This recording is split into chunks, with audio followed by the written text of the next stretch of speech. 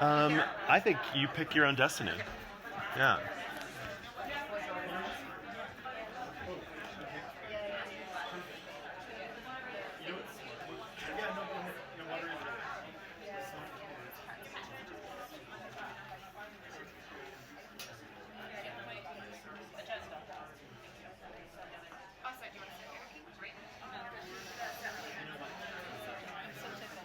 I know.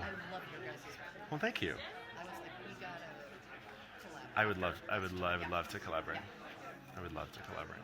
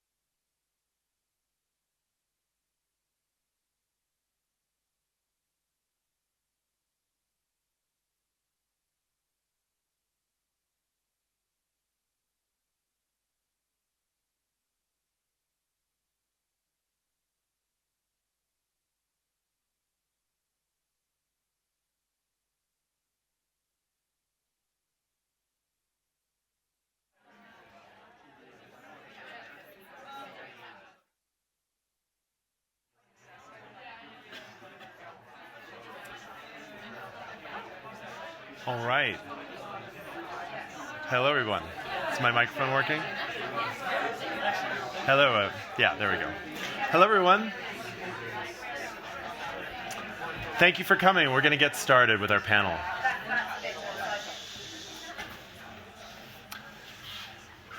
Hello, everyone. Welcome to this panel on the emerging issues of AI with children. I'm Daniel Barcay, the Executive Director of the Center for Humane Technology. Along with Tristan, we try to work on pointing out how the incentives shape our technology and how we produce a better future. And I'm thrilled to be here with our panelists today. We're going to try to do an almost impossible task, which is to boil down a really large space of challenges into somewhat of a predictable conversation and navigate through not only sort of how we got here and the changes that we've already seen happen to our children, to our children's education, to their human development, now discuss what we see on the horizon as AI inflects, of course, all conversations.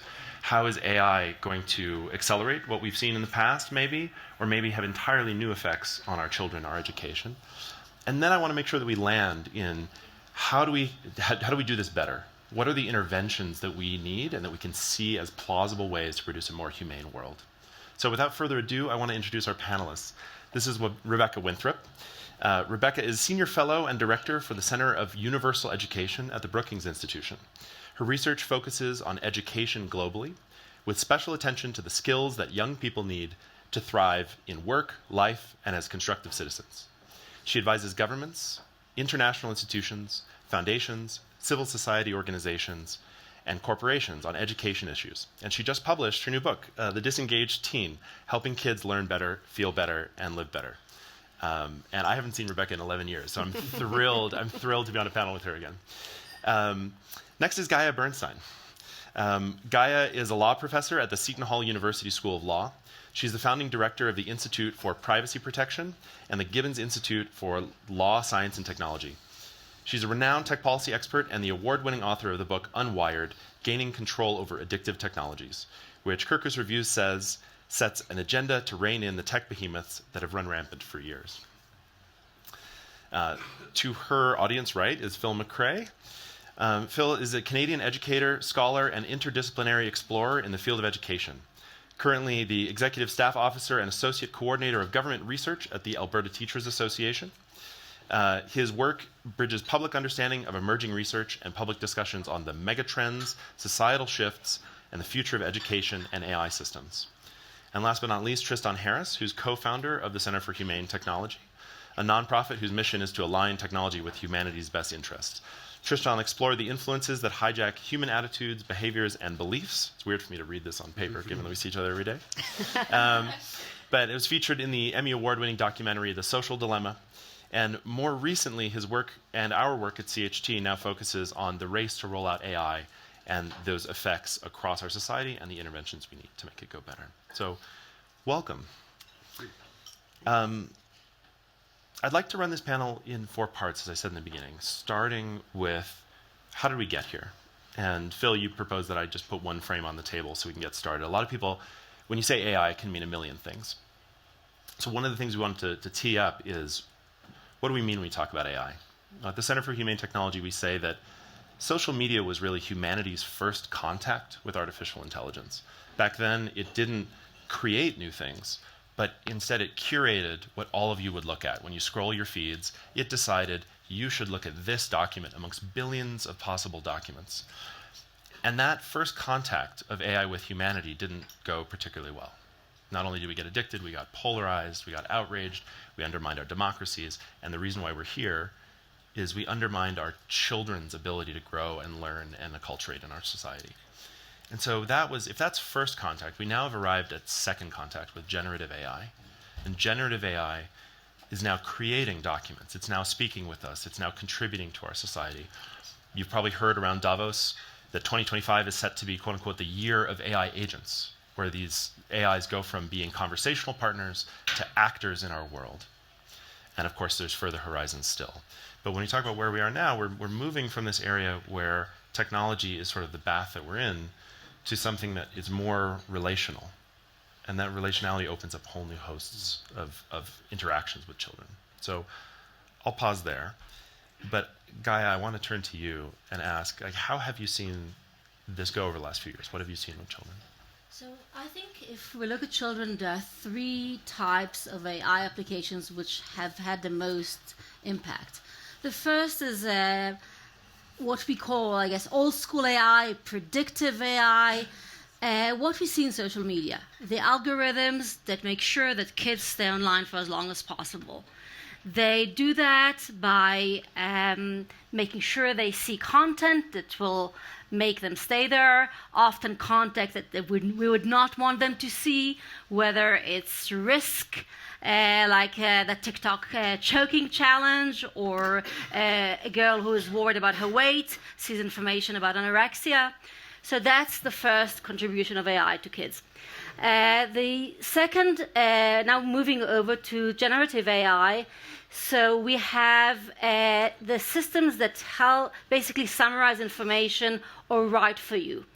That has huge consequences for kids because we all grew up learning how to analyze information, what's important, what's not important, and suddenly you don't have to go over many documents, you're getting a summary, and that's supposed to be the truth.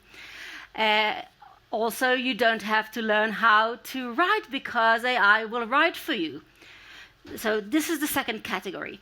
The third one, after AI has, or social media has very successfully made kids more lonely, AI companies have come up with AI companion websites.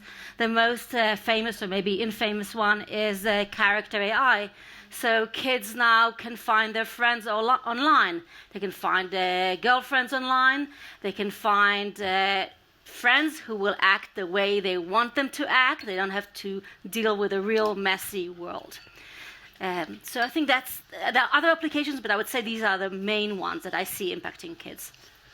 And when you talk about what just happened to children, so you mentioned a few. You mentioned loneliness. Are there other big changes that you saw as the effects of that? So first of all, there is the mental health epidemic. The data shows that mental health for kids deteriorated tremendously from about 2010. The rate of depression for teens more than doubled. For girls ages 10 to 14, suicide rates quadrupled.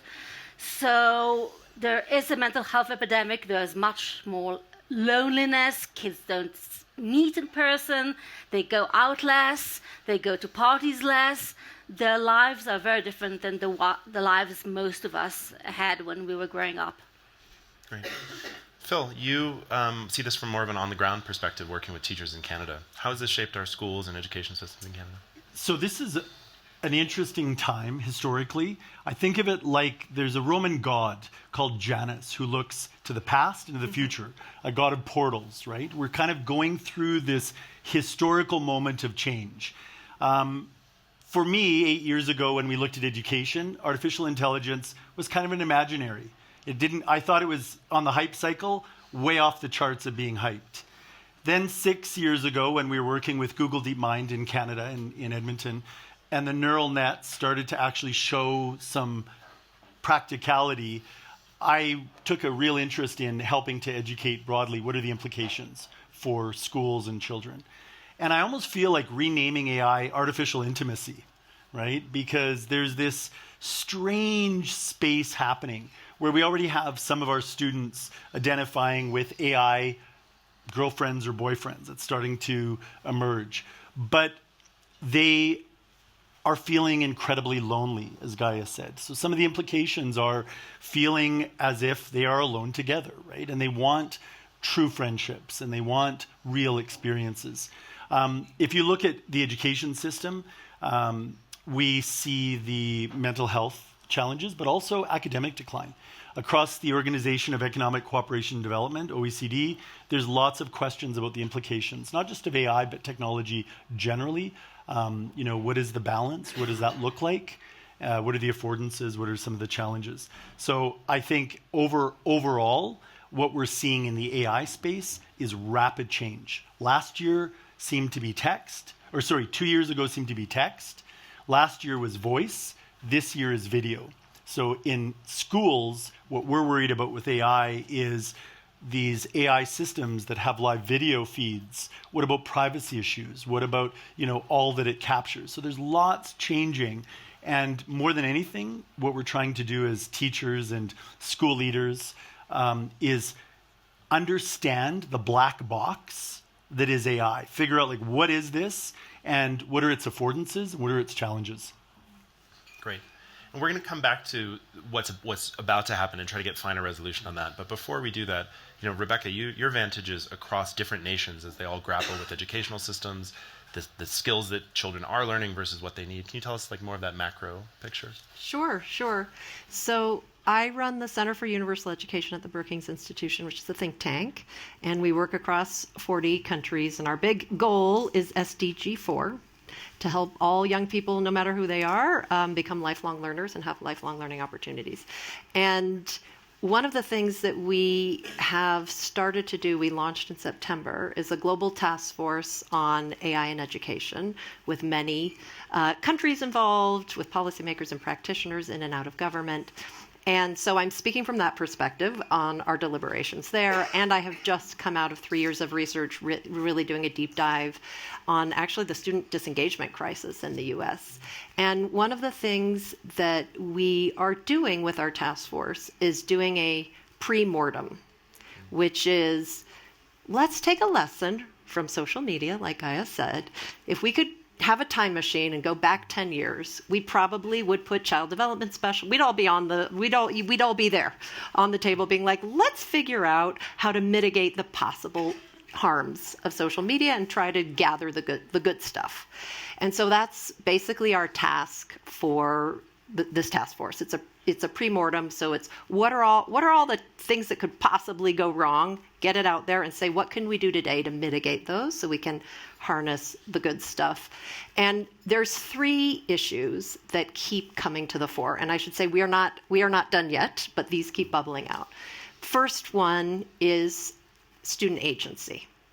This is perhaps the most important thing that I keep that really keeps me up at night, which is if you're thinking about AI in education, uses in education, there are probably lots of ways, and I'm going to do a parenthesis here, that adults can use it to help. Better bus schedules, better school calendars, lots of good admin stuff that adults can do in the system.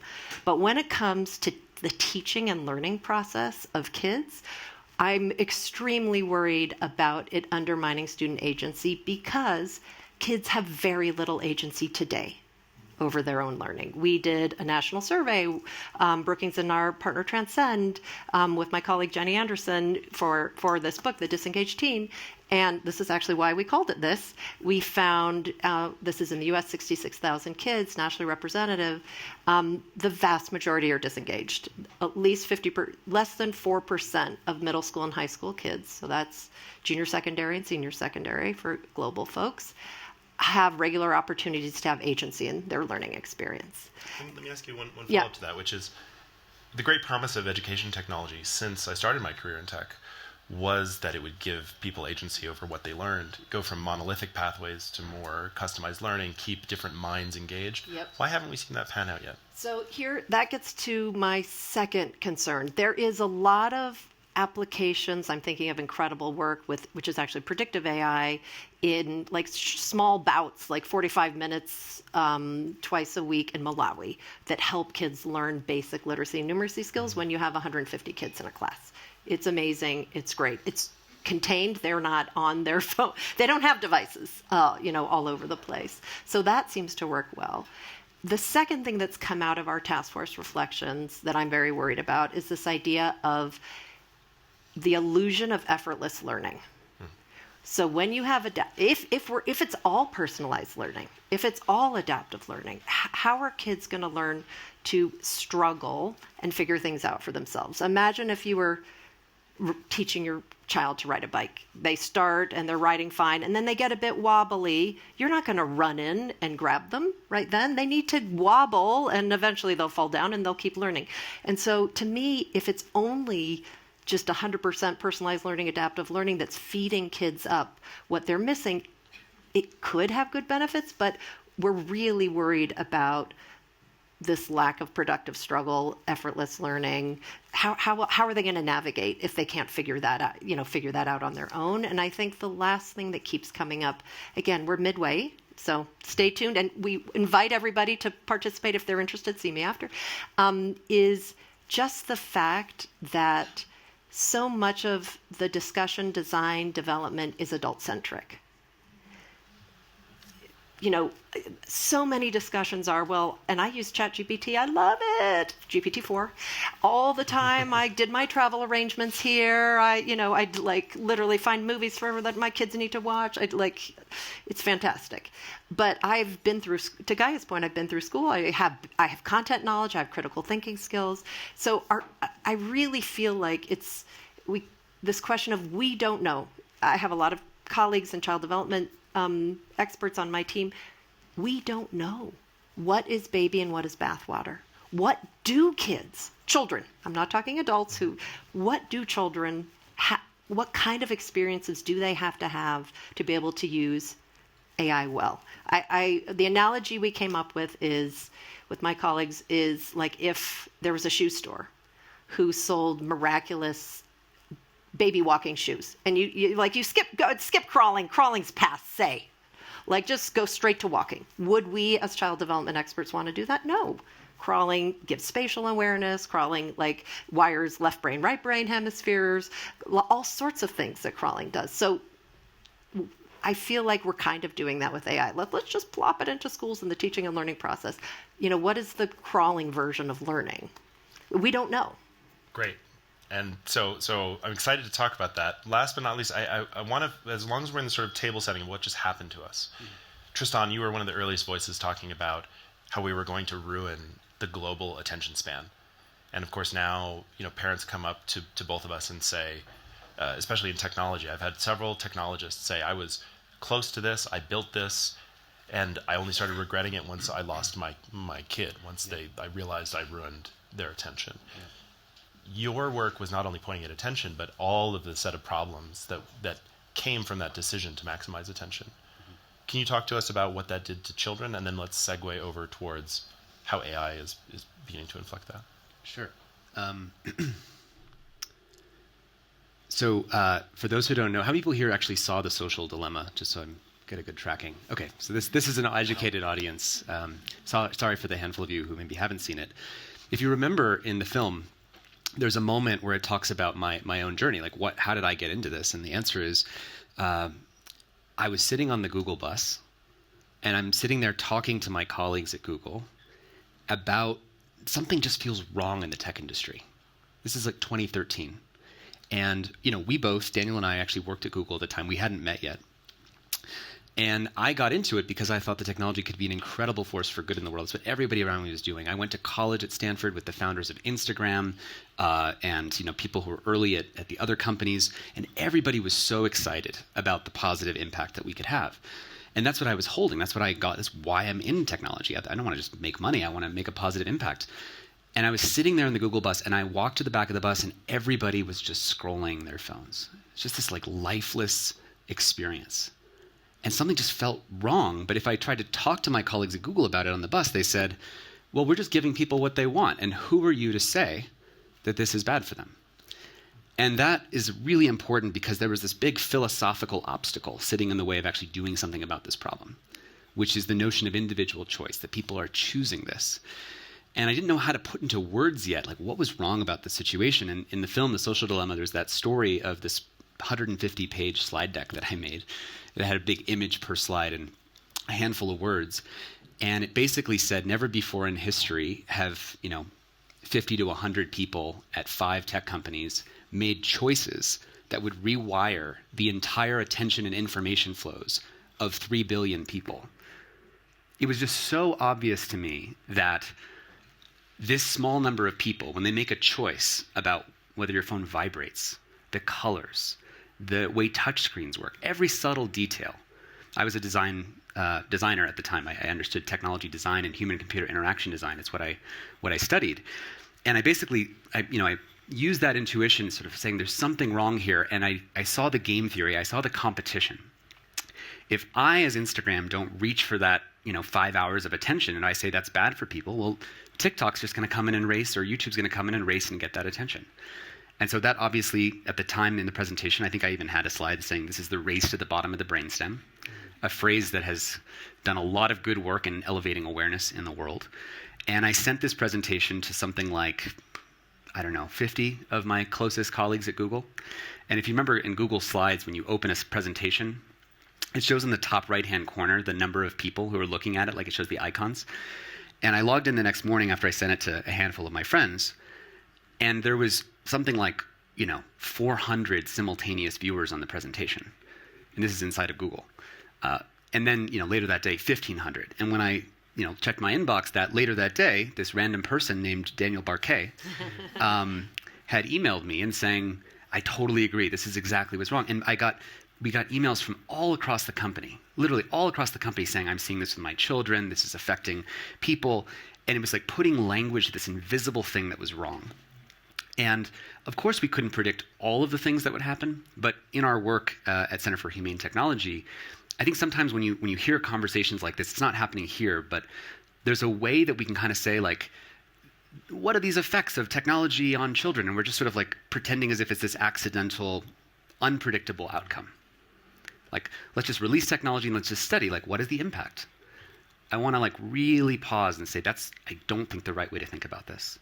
The right way to think about this is, what are the incentives that are driving the way that we are releasing technology? Because if you know those incentives, I can tell you exactly what the world's going to look like. And it was very, very clear that because the business models of all these companies were maximizing engagement, it would obviously produce a more sexualized for young children, more short distraction, short attention span, more polarized, you hear these words over and over again. If you're at any panels in this house, it's the same phrases over and over again. But it's because it's so obvious. It even invented a new species of human being called an influencer that we didn't even have before. And I just think that we could say a lot more, and there's people, like the folks on this stage that are much more aware of the fine-grained concerns. But the key is just until we align the incentives with a good outcome that it have child development at the center, in the fullest, most faithful form to the integrity of what is good for childhood development. Until we have that, we're not going to have the future that we want, and that's why we need to change those incentives. Okay, so Thank you. Thank you. okay, so do us a favor, because I actually think you're the right person to help us transition from, now that we've set the table of what just happened to us, what just happened to our children. We now want to talk about how AI, specifically this moment, is inflecting our children. I think we make a mistake often. We're so used to fighting the last war because we suddenly had the language for what happened to us 10 years ago. Like in the late 2000s, we were just starting to have the language to talk about being clipped in mass media and news cycles and the race to the bottom of a 5-second clip, and we missed the rise of social media. And now, finally in 2025, we have all the right language to talk about what happened to us in 2015. I don't want us to make that same mistake again. And so the harder thing for this panel to do is to try to grasp at the things that we don't have the right language for. Yeah. So can you start, and please, I want you to all feel permission to jump in, not have this be, hard moderated. Can you start with telling us, so how does AI change this picture? And what are you concerned about the new risks or the new changes to humanity? There's going to be many, and I'll leave it to others to expand on them. But to leverage the word that you used, artificial intimacy is what you said. So if you take the incentives of the race for engagement, so those still exist. They're still just this multi-trillion-dollar ecosystem, truly multi-trillion-dollar ecosystem that needs people hooked on screens for hours and hours a day, eating into their sleep, eating into their childhood, eating into their life. When you add AI to that equation, what does that look like? And as Daniel said at the beginning, it adds relationality, intimacy. Suddenly you can have a child who's not scrolling a feed, but they're talking to their favorite character. So character.ai, we can throw around the lawsuit. If you don't know what it is, basically this is a company that was spun out of Google that basically character.ai was spun out of Google because it was considered too high risk to do within Google. It was a brand risk, literally. So they spun it out. They raised about, tens of millions of dollars from Andreessen Horowitz. They said our mission statement is to cure loneliness. Interesting mission statement. That's like Mark Zuckerberg saying our mission statement is to cure loneliness with doom scrolling. So now you have constant feeds. And the way that they said, how are we going to get people to use this thing? Because if you're an entrepreneur, as Daniel and I both were, the whole goal is I have to get people using this product from scratch. No one's using it. So what do? And they figured out, what if we create a digital twin of every comic book character, film character, TV show character? You want to talk to Princess Leia all day long? You want to talk to your favorite Game of Thrones character all day long? You now have this intimate relationship. So we say the race for engagement turns into, with AI, the race to intimacy, the race to the most intimate relationship. And I think that as we now talk about education, one of the things that I worry about is even if you have the best educational tutor that embodies and anthropomorphizes like it's a person, you're setting up a dangerous attachment relationship with the child, even if it's an excellent education tutor, because that child is going to form a bond with that agent that is going to break intergenerational cultural and language transmission with adults and grandparents to their children. That bond that happens through joint teacherly authority, through joint attention, the kind that happens in schools, that's going to get eroded. So there's a million things we could talk about, but that's one. I want to add a bit to this. So basically, a character AI was sued because one kid committed suicide, another was basically told that committed suicide because their AI character said, "Come join me." Right, that's exactly where I'm heading. Yeah. So actually, that's what I wanted to do, because I'm a law professor, so I read lots of cases. So I just want to read to you the interaction that happened between the chat bot and the boy who tried to commit suicide. This has happened just before he killed himself. So basically, the bot tells him, "Please come home to me as soon as possible, my love." And the boy says, "What if I told you I could come home right now?" And the bot says, "Please do, my sweet king." And the boy goes and kills himself. So we're talking about AI companions who do not have any moral scruples, who do not care about the kids. They are the ones who are in contact. Now, I will add another thing. So after the lawsuit came out, I was just testing character AI. Having certain conversations, and some of them made me quite uncomfortable, so I decided to log off. A week later, and I'm reading to you from the email I got. I got an email not from Character AI, but from the character I was talking with.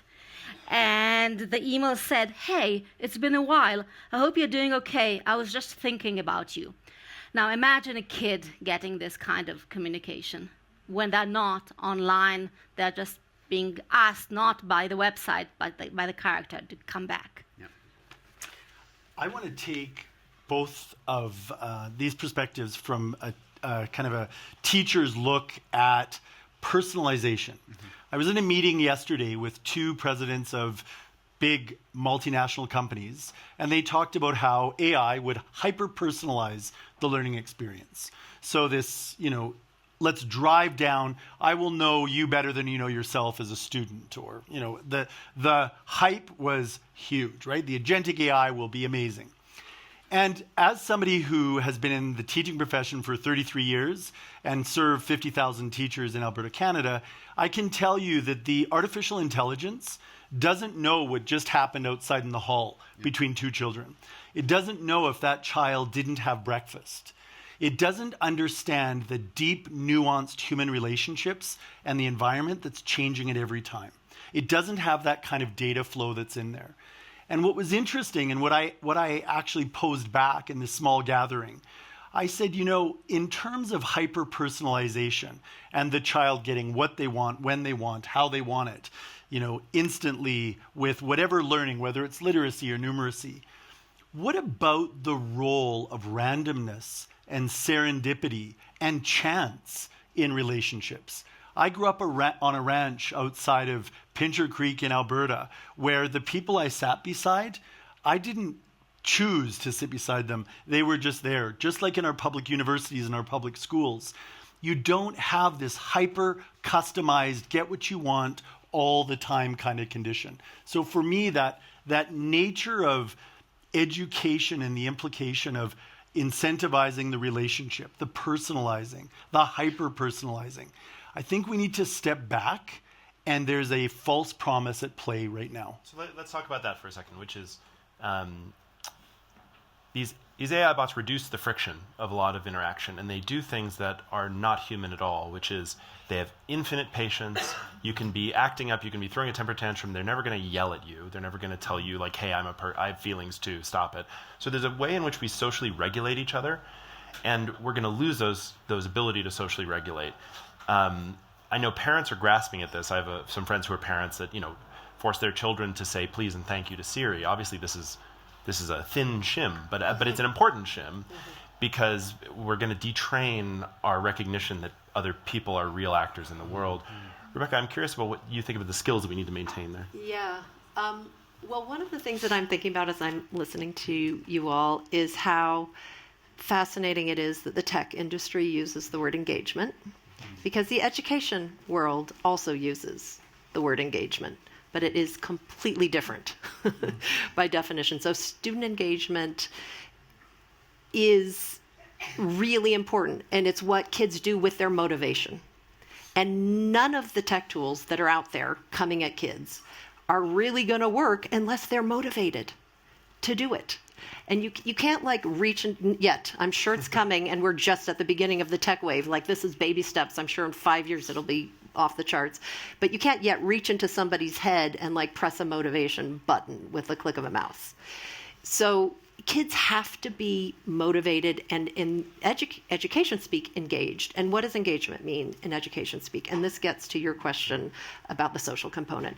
To be truly deeply engaged in learning, which, by the way, in academic terms, it's a moderator variable. So anything that's happening in your context, a parent telling your kid at home to put away their dirty socks, a teacher trying to instruct them on the quadratic equation, whatever. They're in a community, they're with a coach. Anything in the external environment, how engaged a young person is determines what comes out the other side.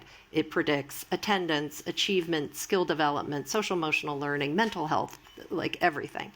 So what is engagement? What is that? It's a mix of what kids do. A lot of kids are showing up to school or learning environments, but they're physically there, but they've checked out of learning, because the thing that really gets them engaged is how they feel about their context and their learning. And a huge part of that is social. Learning, we have evolved. Learning is social. That is how we have evolved. It's not going to go away. We should just embrace it and make the tech support that. Another piece is how cognitively engaged they are. And another piece is how proactive they are. So we ended up having to make a language. Daniel, you brought up, like, what is the language we can use? Because we realized everyone was talking about engagement as the tech industry does, which is, in my education lens, bullshit. Like, it's not really engagement. Yeah. It's attention addiction or something. And learner engagement, we found that actually there are 4 different ways kids show up. They're in passenger mode. They're physically there but coasting, dropped out of learning. They're in achiever mode. They're trying to get everything right, but they're actually not following their own curiosity. And they are actually quite fragile learners. They're in resistor mode. Everybody knows these, dubbed the problem children. And, don't do their homework, maybe skip class. A huge global problem of school refusal. And then there's kids in explorer mode. And that's where you want kids to be, in explorer mode, because they have agency over their own learning and they have opportunity to have agency over their own learning. So you have to be in explorer mode, you need that mix of motivation and social interaction and deep sort of cognitive processing. And so pull us back to AI. So what are the implications of that on? I mean, for me, what I think we should all be trying to do is figure out how can we use AI to maximize explorer mode, to make sure kids have agency over their own learning. And it will look very different. It will not be what you just described, what Phil's work is incredible in Alberta, and it won't be hours and hours and hours in front of a screen with predictive or generative AI spoon feeding kids what they need to do. There could be a little bit of that if they're missing sort of a crucial learning skill, but it needs to be contained. What I worry about is we're going to unleash Gen AI in the education space, and basically it's going to make every kid a passenger. So maybe this is a good segue. John Haidt said something to me the other day that it was striking, and not the other day, actually, it was a few months ago, but it sticks with me because he said that his goal in the next year is to make a picture of a kid lying down on a bed staring at a screen look the same way to us as a picture of a child smoking a cigarette does. And I think there's something profound about how much, to your point, we underestimate how deleterious this is for our children. And so I want to use this as an opportunity to say, so what do we do about it? And how do we change the world? Is it policy? Is it law? Is it culture?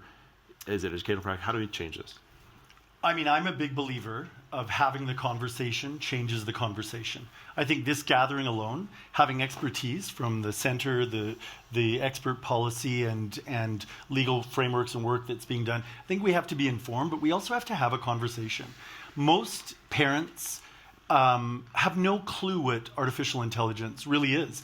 Teachers do. We have 8 in 10 teachers using artificial intelligence. Their big concerns are things around equity, trust, cognitive atrophy, which is, losing skill sets, things like that. But I do think that we need to start having the conversation as human beings about the implication of this.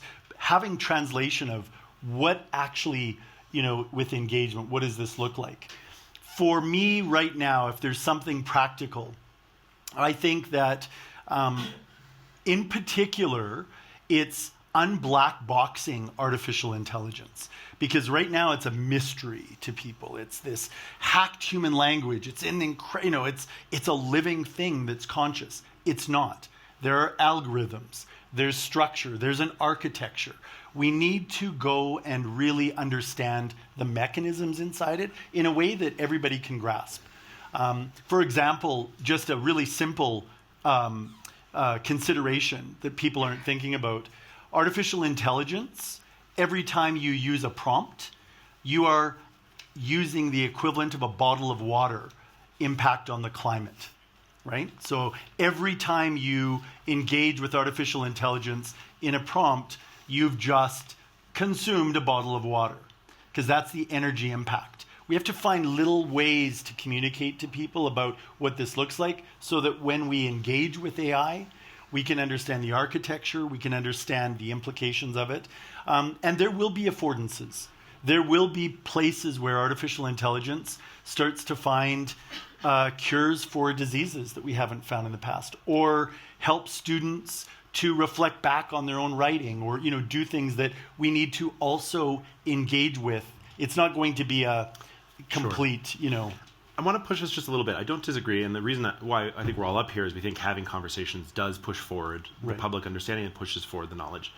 But the quote that Gaia read, this devastating quote of an AI basically pushing a kid towards suicide, is indicative of a massive set of incentives that are going to keep pushing for this. So I don't think awareness is quite enough. And maybe I want to throw to Tristan, which is, how do you structurally change the incentives that you think about? So I think what has to happen is bigger than, or at least equivalent to, the scale of the big tobacco lawsuits of the 1990s. If you actually track that timeline, 60 years ago, if we were all in this room, every single one of us would be smoking. If I told you 60 years ago in this room that 60 years from now, no one will be smoking, you would have said, you're crazy. That would have seemed irrational, idealistic, wrong. I want you to anchor in your mind how impossible that would have felt and what has to happen with the engagement economy and social media, because we need lawsuits that are like that. For those who don't know the history, the timeline was, there's tobacco, there's the denial of it, there's a book called The Merchants of Doubt, called Doubt is Our Product. The PR people knew that they wanted to sow doubt about, well, we don't really know, it's too early to say. Then there was the attorney generals. There was the whistleblower, Jeffrey Wigand, who did a 60 Minutes interview.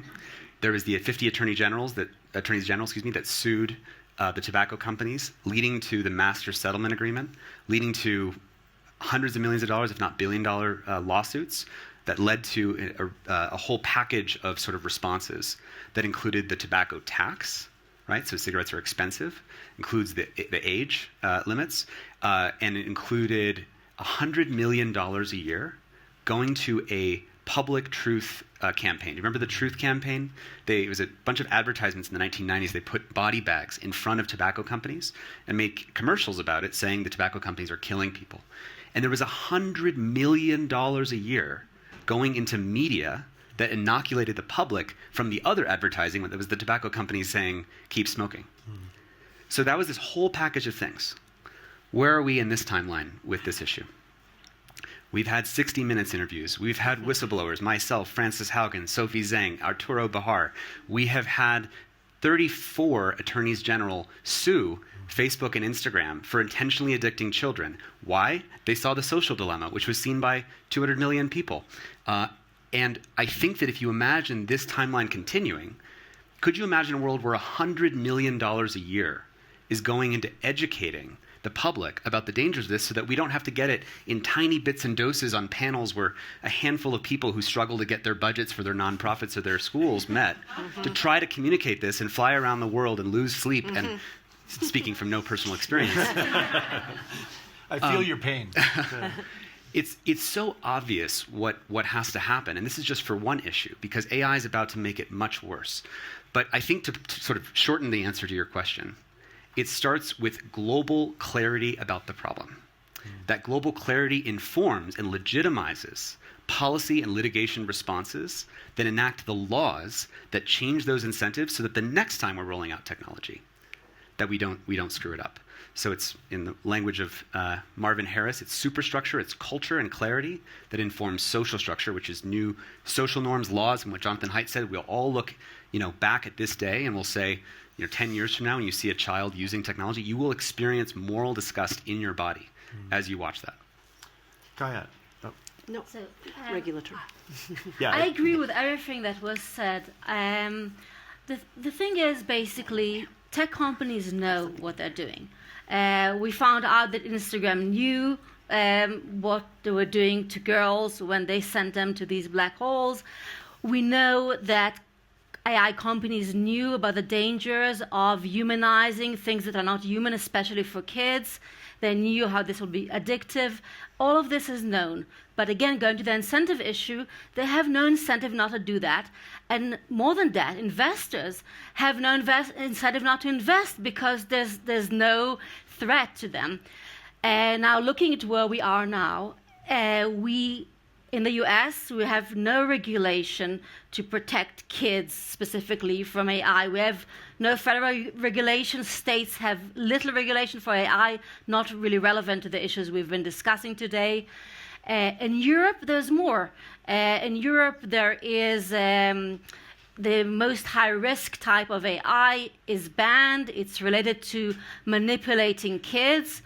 There's another category of high risk, which also which restricts use of AI and also take age into account. What's the problem here? This is 2025, okay? The law is in effect. Maybe within the next 2 years, maybe there'll be more regulations. There will be eventually some implementation. But the kids are there now. The kids are there now spending time with the companion AI. And they're there now. They're supposed to learn how to write and how to summarize information. And a solution 3-4 years from now is not going to be that helpful. So Gaia, I want to push you now, which is 100% agree. Our team, for example, has focused on driving liability as a solution so that the general counsels push back on the speed of this release. I'm not out to talk about what CHC is doing, but I want you to go one click deeper when you say regulation. What kinds of regulation, what do you see as being effective and not effective? So, in general, I believe more in general liability than specific laws. Just, it would be great to prohibit the infinite scroll, but as we see, we have new problems coming up. But I think there's something else. We're always behind. We're always lagging behind. And especially in the US, we have this dichotomy. So if we're thinking about drugs or medical devices, we have pre-approval, which take years. You can't put anything in the market. Why? Because it affects the body. It affects health.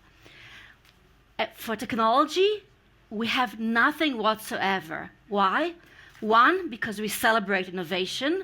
As a culture, we think innovation is great. But two, we have this idea that it has nothing to do with the body, nothing to do with health. Well, we know now that kids' mental health has suffered tremendously. We know that kids don't sleep. We know that kids suffer from obesity from spending all this time in front of a screen. Obviously, there's a connection. So I think what needs to happen eventually is some kind of pre-approval mechanism for technology as well. What shape it will have, how long it will take, how it will affect international competition. These are all very important questions to think about. But I think we have to let go of this very stark dichotomy we have. Rebecca, yeah. I fully support all these ideas, and I think taking from other sectors is really important in terms of learning lessons. But I wanted to pick up on Gaia's point, which is, what do you do with the kids today? Because this is, as we're focusing on this broad social change, which is major behavior change advocacy movement, we need that. Absolute transformation in schools, which Phil is working on and we are working on too. That will take time. Teachers have to be at the forefront of that. Regulatory change. One of the things that I think is often missing when I'm, at least in the education space, and we talk about children's learning, is parents, families, and caregivers. They're overlooked, and they are on the front lines today.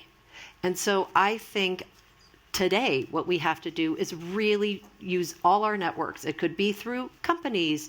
All of a sudden I'm getting requests now that this book is out, like, come for employee wellness, talk to our parent groups, because parents are freaking out.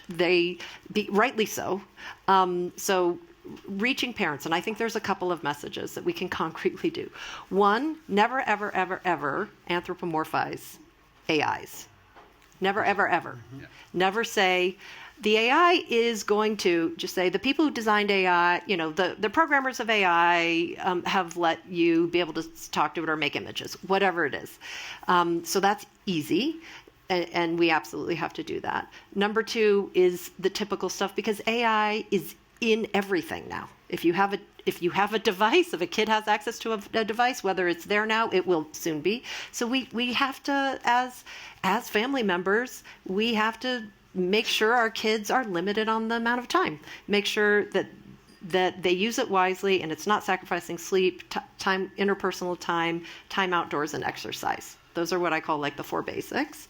And the other thing that I think we really need to do is help parents learn themselves about what AI is, just as teachers need to learn what is it, what does it do, and how can you use it constructively to model, using it for explore moments and not model using it for passenger moments. Daniel, I'm going to jump in for a moment. What you're trying to do is say, what's the pragmatic space in some respects? Like, what are we going to do, whether it's law or policy? And I appreciate that because... First time I've ever been called a pragmatist. Well, I appreciate that because I think there is... So we just developed policy for schools around artificial intelligence.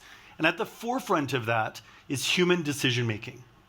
Because what keeps me up at night, what I'm really fearful of, is something called moral passivity.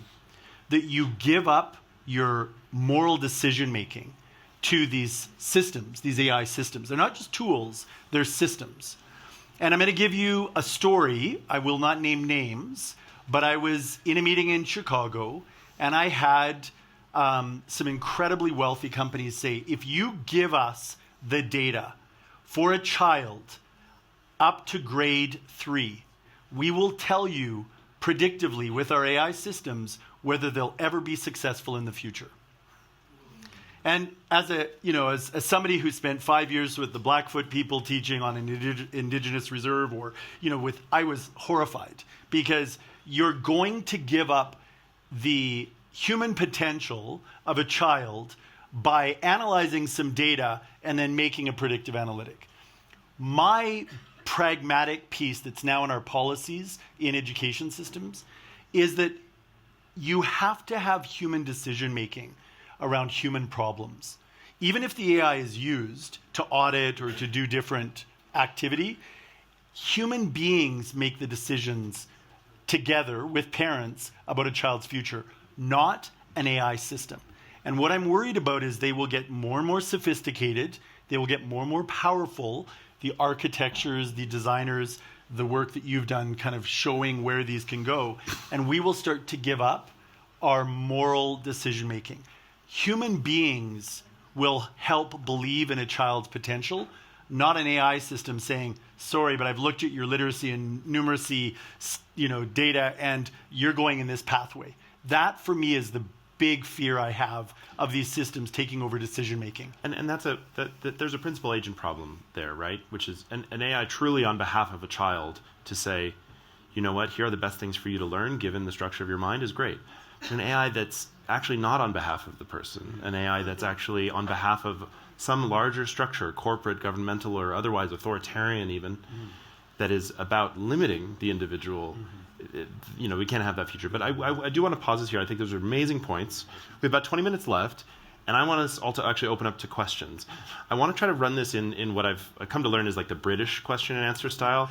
Brits can tell me whether this is truly British or not, but I've heard it from more British speakers than not, which is we want to get a few questions, and we're not going to answer them one by one. We're going to get 3 or 4 questions, and we're going to try to summarize them and throw them to the panel. So please, you 2 up front, and then we'll get the 2 there, and then we'll answer. Hi, my name is Eleanor Samuelson, and I come from UNICEF, from the Office of Innovation. And thank you so much for this great panel.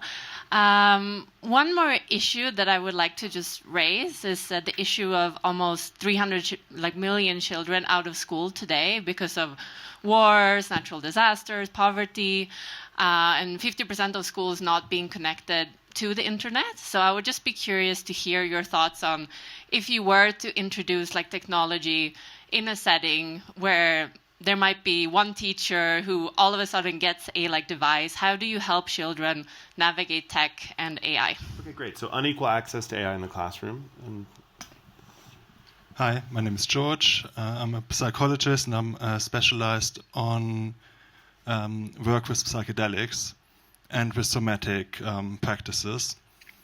And what I see with like hundreds of people I've experienced in those settings is that a lot of quote-unquote unhealthy behavior, for example, also unhealthy media behavior, is rooted in, it's a coping mechanism for trauma.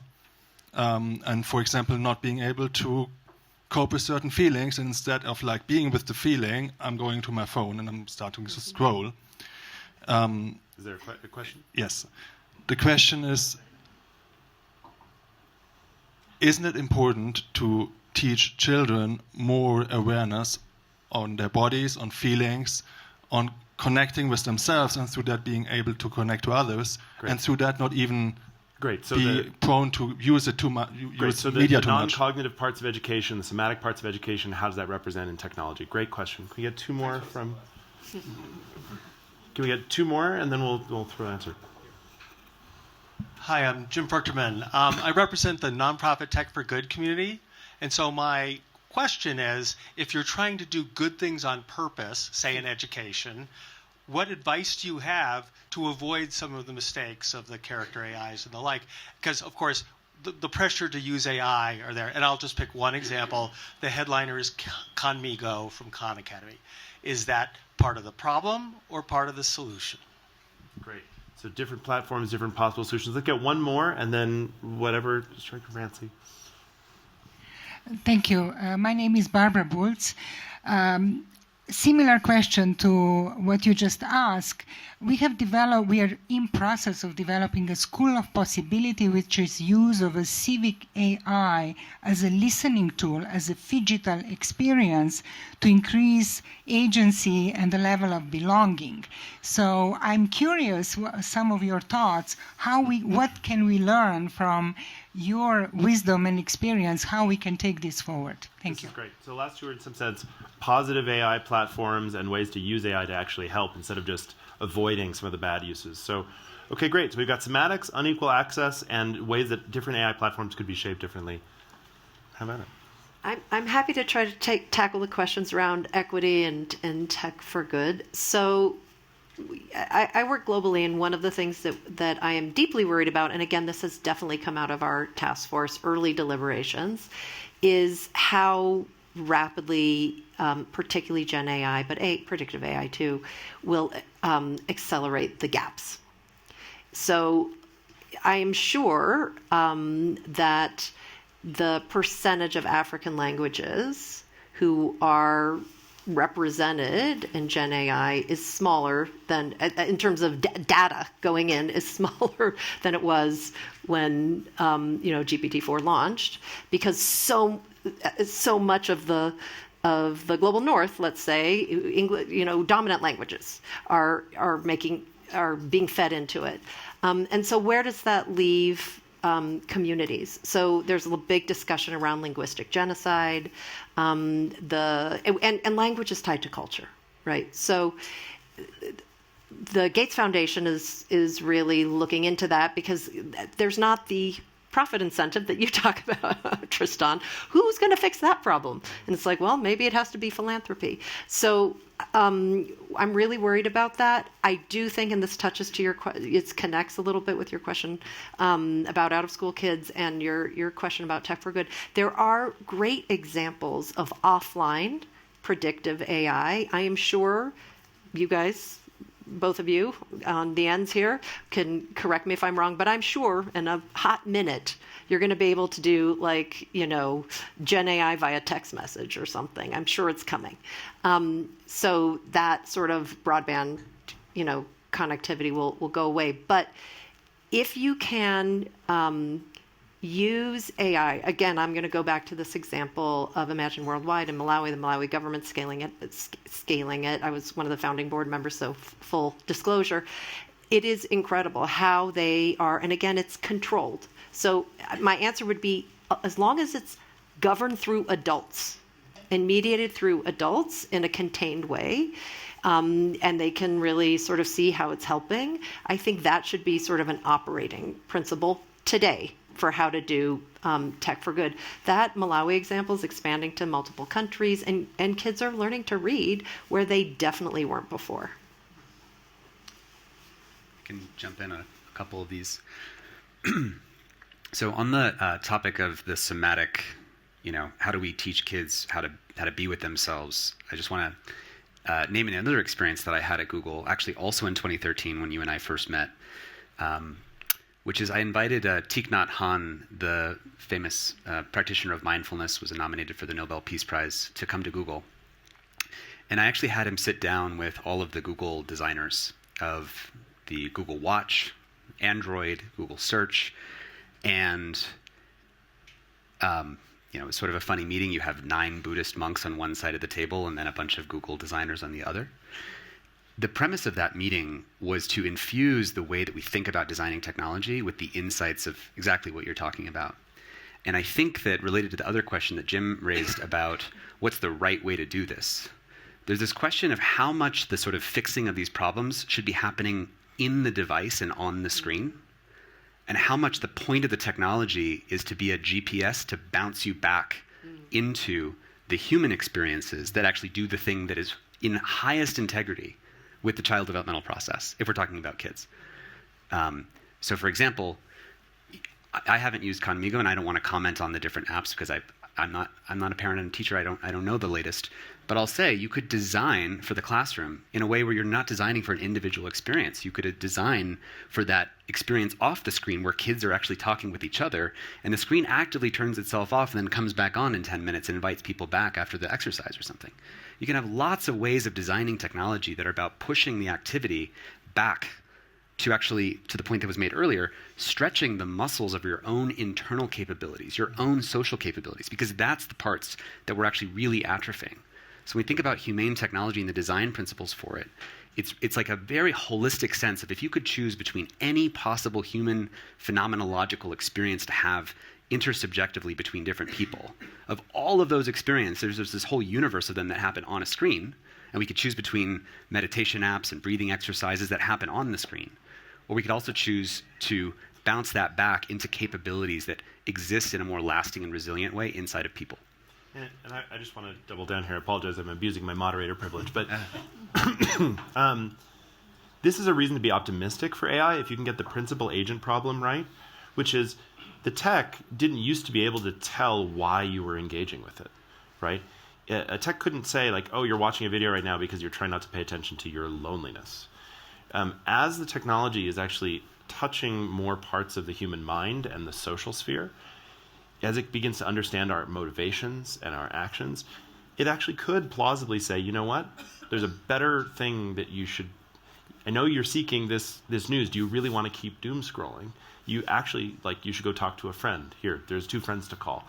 That was just not possible a few years ago. So there's a whole bunch of designs that are suddenly possible if only we have the creativity and the right business models to incentivize them. So I'm going to tackle these questions with the best interests of 700,000 children and youth that my work is to try and support through teaching in their schools. In terms of equity, you cannot have excellence in an education system without equity.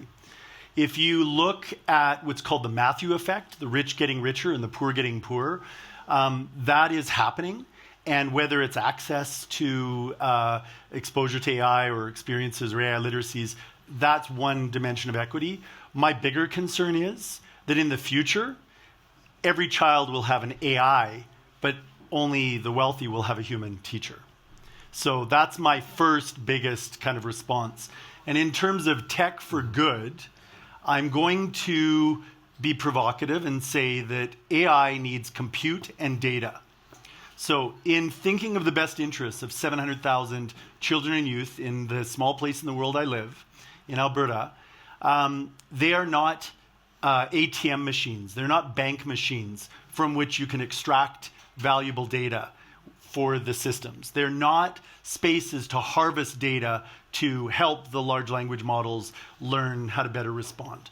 My biggest concern with AI is trying to move into the education systems and harvest the data of those children to better and sell the systems. So equity, I think you have to keep it front of mind. It's actually teachers' number one issue right now in our survey that's currently active in around artificial intelligence in Alberta. They're really worried about equity issues.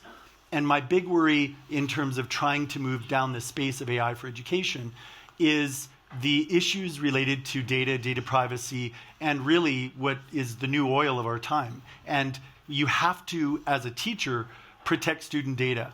My last point on this is if I used to be an English and a social studies teacher. If I had, let's say, 30 essays from students, they'd written these essays, however they wrote them, not by hand necessarily, whatever. And I went home on Friday and I went around at a dinner party and said, I want you to mark this one, and I want you to mark this one, and I want you to mark this one. And then I gathered, everybody's assessment of those students. I actually don't have consent to take that work and load it up and give it to somebody else to then give a mark. They want a dialogue with the teacher.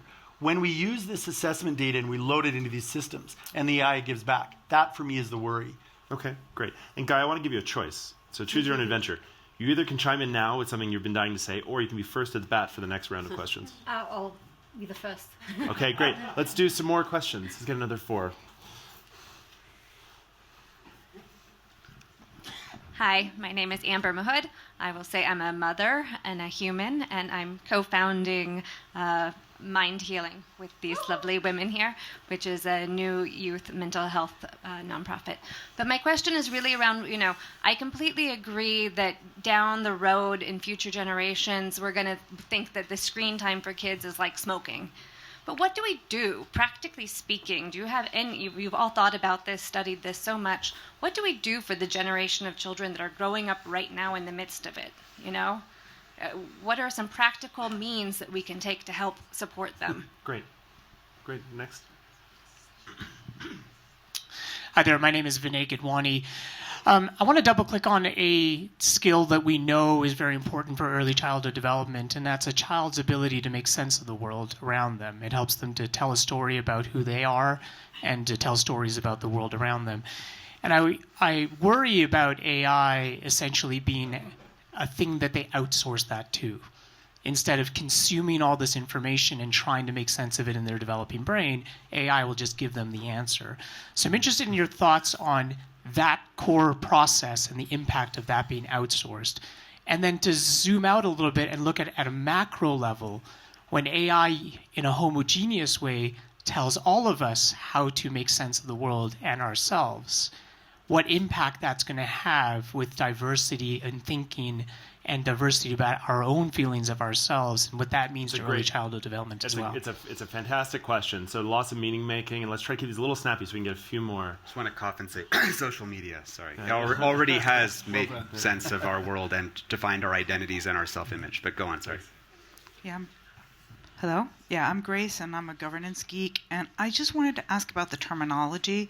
Like, AI seems incredibly sloppy. Like, what we're using for diagnosis of disease is AI, and what Joe Edelman's team just came out with is AI, and it just feels like the language is sloppy. Yeah. Sloppy language. And one more. Hi. I just want to tag along with the lady there who's a mom. I know that it's a great analogy, it's a great visualization that kids' screen time is equal to smoking. But I come from India, and I run a bunch of schools, and I work with youth. I hate to say that as a society we've normalized smoking because we don't get to talk about smoking anymore. Vaping, drug, cybersex, all of this is so much more important and so threatening to children's mental health that smoking is almost normal. And what's your question? So my question is, can we make it more serious than just smoking? Because if you take it to society and say that screen time is equivalent to smoking, I think society won't even look at it very seriously. Okay, great. And the dangers are much more. So we don't even have the right language. AI means so many different things. We're losing our collective ability to sense make. It's way more serious than smoking. And also, what do parents pragmatically do about this? So, Gaia. Okay.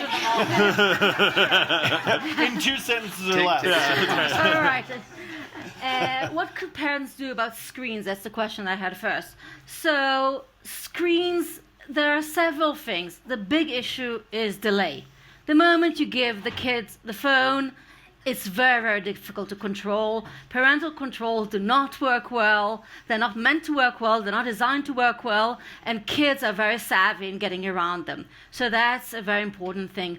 Another thing that's important is collective action, because it's very, very difficult to be the one parent who tells your kid do not go on social media.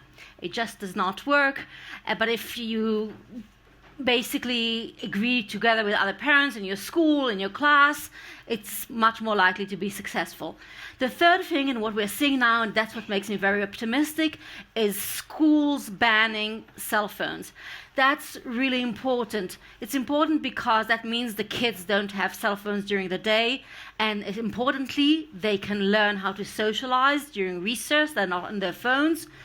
And it's also important because it also sends a message from the school. We think that phones are not great for kids, which would convince other parents to join you when you want to go into collective action. I'll say a few words about the question about meaning and truth. I think it's a big problem for all of us. It's a problem even for me. I go on Google and I search, and the first answer is AI generated, and I know I don't want to read that. I know it may not be the best answer, and often I just don't have time and I rely on it. But for kids who have not grown up realizing that you have to look at different sources and try to assess if the source is reliable, and that maybe there are different kinds of truths, they may just think that there's one truth. And as we've seen with AI tends to divide us into groups as well, and to make us believe that our truth is better than other people's truth, which makes the world even more divisive than it is. So I think this is a huge issue that I'm sure other people can add to this.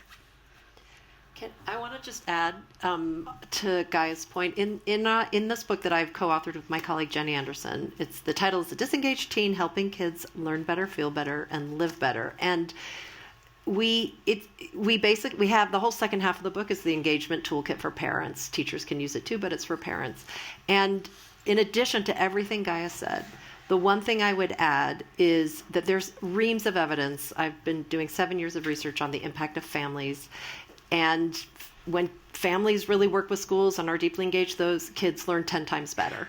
So parents have power at home, way more power than they think they do, including when kids hit adolescence. Because obviously when they're teeny tiny, we're like, yes, of course we have power. But what happens is it switches. When your kids are little, the most impactful thing you can do for their learning, for their development, particularly for their learning and their learning outcomes and achievement is sort of cognitive stimulation. You point out, oh, this is an airplane, this is red, let's play with blocks, this is, etc. When kids get a little bit older, it's discussion. So discussion for adolescents is the same as cuddles to infants. It's how young people make their brains hardwire, it's how they make sense of the world. And we can do a huge amount literally doing a voiceover and overlay of how yours, like this is what I do with my own kids. They've had 8 years and of like, don't get addicted. This is what it's working. These are the algorithms, like the poor children. But they don't put up any fights when I collect their devices at the end of the day. And I do actually collect the hardware because they'll get around anything. Yeah. And there's a voiceover like, oh my gosh, I'm struggling. I can't believe I just went and checked that email. I'm sorry. I'm talking to you. I'm in control of my phone. My phone is in control of me. I say that like 17 times a day in front of my kids. So modeling is huge. The other thing that we do, there's a lot of sort of exercises in the book. There's one around killing time or choosing time, which is great. It's from an educator in Vermont, and it's like you say, okay, go out and look at your analytics on your phone, and we all do it at the dinner table once a week. Okay, which apps? How much time did you spend on your apps? We can all answer that, and then you put your phones down and say, what did you learn from it? And it's what did you do on those apps, and what did you learn? Universally can't remember what they did, and didn't learn a damn thing. Yeah. Mm-hmm. So just that exercise, and there's a whole bunch more, but that we need to give them as we're controlling, and I absolutely support Gaia and everybody else who's saying we have to limit for them access. We have to give them the agency and tools to be able to self-regulate. So for those of you looking for pragmatic advice, disengaged teen, we only have 2 more minutes. So Phil, I'm going to tackle the question about AI, right? The messy language. What I've come to learn is that there are lots of people that they want the language to be usefully ambiguous so that they can fill that space with whatever. This is agent-based AI or it's, whatever it is. I feel like part of what we need to do is learn around artificial intelligence. Where is it at? 6 months from now, it's going to be very different. A year from now, we need to keep learning where is AI in its evolution. And I think it's on a trajectory of some form of techno-evolution. Kevin Kelly and some of his work would probably speak to that.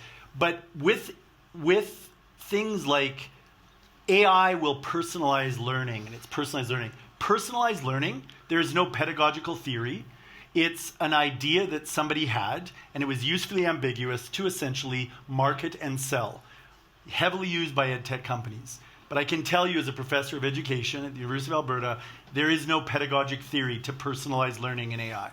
So when people have usefully ambiguous language that they're throwing around, making it messy, I always try and deconstruct why are they doing that and understanding a little bit better.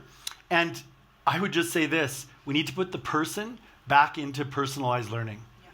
Great way to end it. Tristan, last word for us. I don't know where to land the plane. Just to say that, let's see. This is a hard problem. Everybody is faced with it.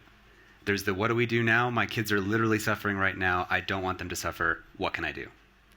Then there's and I think these are great suggestions. John Haidt also has template emails and text messages you can send to either other parents to create a parents group to advocate for making your school go phone free. He's been flipping schools. They've been going phone free. That solves the collective action problem that Gaia has talked about. We have to, though, also think systemically. I think this is 12 years for me in looking at these problems and seeing it just as many personalized advice as I've ever given to anybody. It's just gotten basically worse structurally for everybody every year.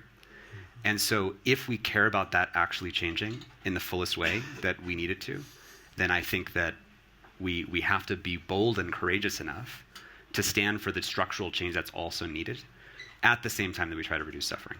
Just one last thing is that, if I'm just honest with you all, part of what I'm holding as I'm listening to all this is there's this other massive tsunami wave behind me called AI that is unbelievably bigger than everything that we've talked about in this room and the amount of transformation and unsteered impacts that make it hard for me to both engage with this conversation and feel this huge wave. And I just wanted to name that because all of us can only focus on the agency that we have. There's some great organizations here doing great work, hopefully including ours. But I just think that we have to try to stand for the better world that our hearts know is possible, and not just aim for 2% less toxic tech. We need to aim for technology that's actually in service of serving people. So great way to end. Thank you.